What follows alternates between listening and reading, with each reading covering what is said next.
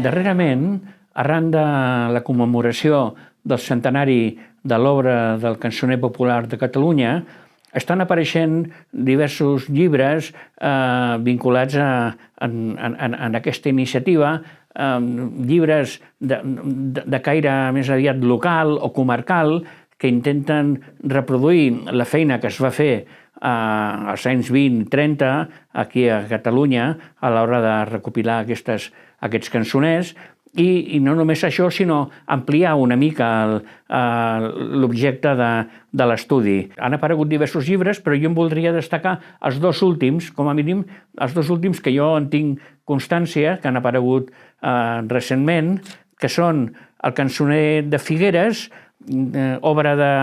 l'editor és el Jordi Jordà i Casademont, i La Conca de Barberà, dins l'obra del cançoner popular de Catalunya, que és obra de Marta Amigó Vilalta.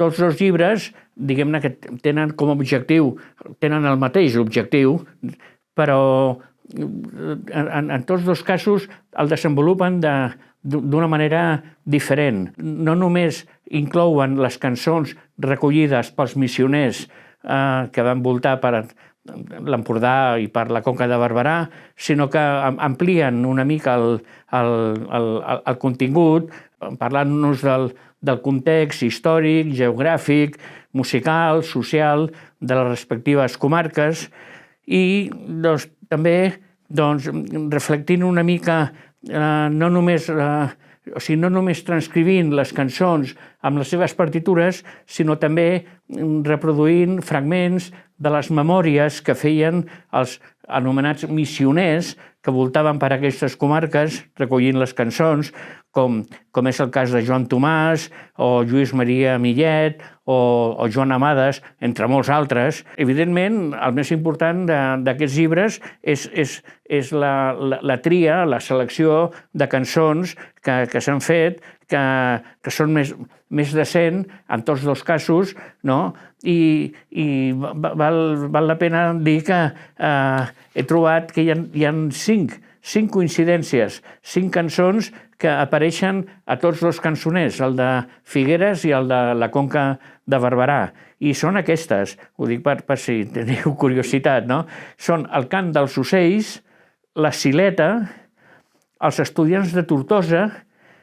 Els estudiants de Tortosa és com l'anomenaven a Figueres, perquè a la Conca de Barberà l'anomenaven a la ciutat de Gandòfia. Després també l'Hostal de la Peira, que és com li deien a Figueres, i l'Hostal de la Pera, que és com li diuen o li deien a la Conca de Barberà. I per últim, la Presó de Lleida, que és com li deien a la Conca de Barberà, i n'eren 29 presos, que és com li deien a Figueres. Bé, sigui com sigui, tots dos llibres són molt recomanables i espero que n'apareguin molts més vinculats a això, als estudis locals o comarcals relacionats amb el que va ser l'obra del cançoner popular de Catalunya. Vaig al bosc a buscar, ves que he vist, el ves que busco al bosc, i vaig al bosc a buscar, ves que he vist, el ves que busco al bosc.